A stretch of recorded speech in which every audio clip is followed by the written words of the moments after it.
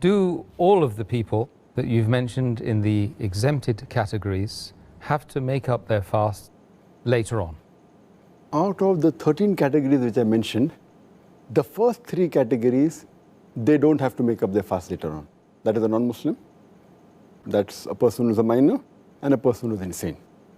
Out of the remaining 10 categories, 2 categories, a person who is disabled for long and a person who is very elderly.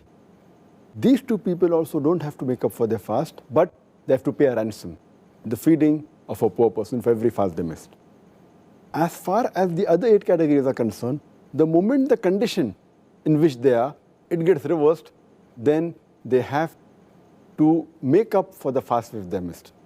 For example, in the 8 categories are, the menstruating lady, moment she finishes the menstruation, then she should make up for a fast as soon as possible before the next Ramadan.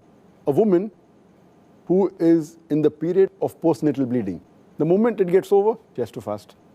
If a lady is pregnant, the moment the pregnancy gets over and the postnatal bleeding gets over, then she has to fast. If a lady, the 4th category, if she's breastfeeding, after the breastfeeding is over, then she has to fast. Or a person who is sick, the moment he gets healthy, he or she has to fast. Similarly, a person who's traveling, moment he finishes his traveling, he has to fast.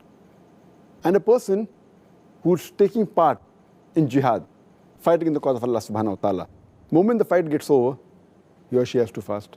Similarly, a person who's in compulsion and is not fasting, the moment the compulsion is removed, he or she has to fast. But naturally, all these have to be done before the next Ramadan.